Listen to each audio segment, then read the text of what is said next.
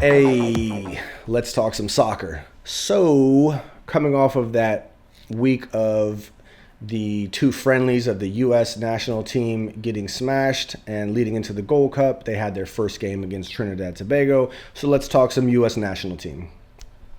As U.S. soccer is coming off of a kind of a controversial weekend where Pulisic and Pochettino are at odds, and the U.S. national team has just lost two friendlies against Switzerland and Turkey. We've now played our opening match in the Gold Cup. So let's talk some U.S. national team, and I'll break down my three takeaways from their first game. All right, my first takeaway. It doesn't seem like the U.S. national team was affected by all the drama with Christian Pulisic this week.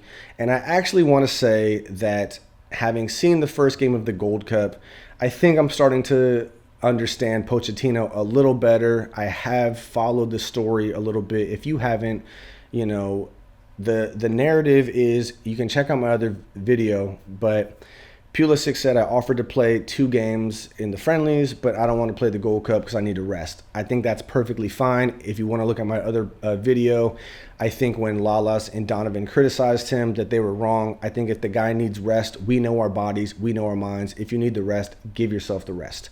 Having said that, Christian Pulisic said, I don't understand why Pochettino didn't want me to play in the friendlies just because I didn't want to play in the Gold Cup. I think that's where it gets a little weird, because I actually 100% agree with Pochettino's explanation. He said the 2 friendlies are to prepare the group for the Gold Cup. And if you're not going to play in the Gold Cup, there's no purpose for you being in these games, because even if you play and do well, that doesn't help us prepare for the Gold Cup. So I think, the world is forgetting nuance of life. I think both things can be true. I think, yes, Christian deserves his rest. I think Pochettino was right not to let him play in the friendlies when I actually think about it. Initially, I was like, man, let him play in the 2 friendlies and give him a break. But Pochettino's absolutely right. If you're going to be preparing a group for a tournament, you don't need anyone preparing that's not going to be in the tournament. Simple as that. So I think my first takeaway is that Pochettino got it right. My second takeaway is that the U.S. looks strong in the Gold Cup. And it's to be expected. I almost wonder if it was really smart to put them up against Turkey and Switzerland, which were really hard competition, because in comparison, this group now facing Trinidad and Tobago, they're playing at this level like, man, I don't want to get whooped again like Switzerland and Turkey. And then they face Trinidad and Tobago, and they're playing at a level much higher than Trinidad and Tobago.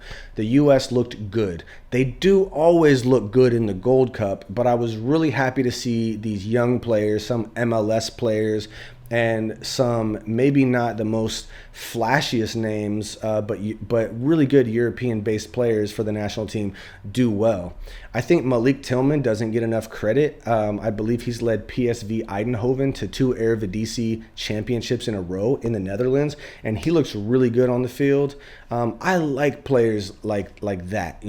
I think the U.S. has a good team for this level of tournament. I think their biggest challenge in the group stage will be Saudi Arabia, but we'll have to see. Overall, I think their first performance looks good. Winning is good. Scoring a bunch of goals is good. As an American soccer fan, I'm liking what I'm seeing. All right, third takeaway. I think that when we talk about the players and their individual performances, I think Pochettino's onto something with championing Diego Luna. I've been saying it since last year that this guy from Real Salt Lake has something special, and you always wonder as an MLS fan, is he only special in the context of the MLS, or can he actually perform somewhere else or in a different context? So I was really happy to see him playing with confidence. I'm sure he gets that by having the manager trust him, but they slapped that number 10 on him since Pulisic didn't come, and he's out there and he's playing his heart out, and I saw him involved in the goals, and he just looks like he wants to be there, and that makes me really excited for him. Asterisk, they're playing Trinidad and Tobago, but Diego Luna looked great. I think the biggest disappointment for me, and I'm rooting for him because he scores great goals for Charlotte, is Patrick Agyemang. He's getting chances, but he's not finishing. And as much as I want to see him grow into this position and be our number 9, because Pochettino clearly sees something in training that he likes about him, there's just something that American strikers have struggled with, is that you have to finish your chances. You don't get that many chances at the highest level. This is Trinidad and Tobago, and he couldn't score any goals. That's not, I mean, he's technically scored one where Diego Luna smashed the ball off of his foot. He had no idea about it, and it goes in. So sure, he got his goal. But if you're watching the game, and even he knows that's not a goal. You have to score.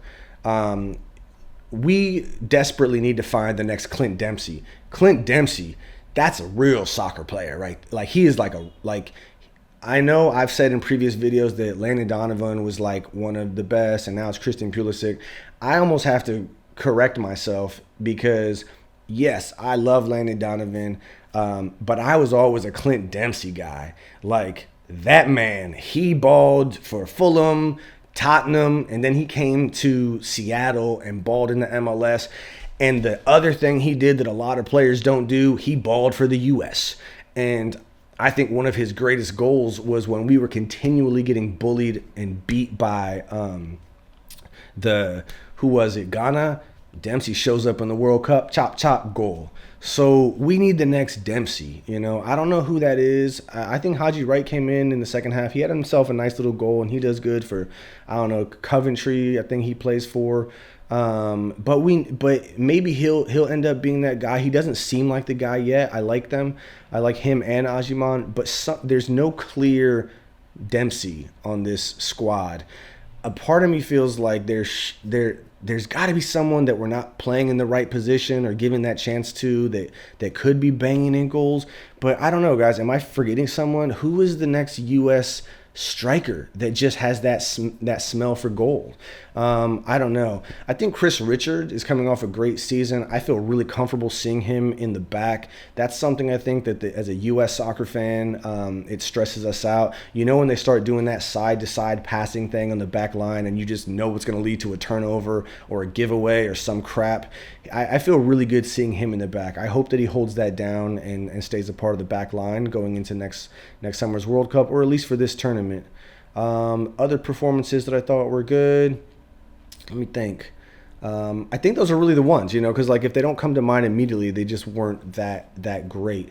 I'm waiting to see more from Berhalter. I think he has a lot of promise. Player, not coach. Just kidding.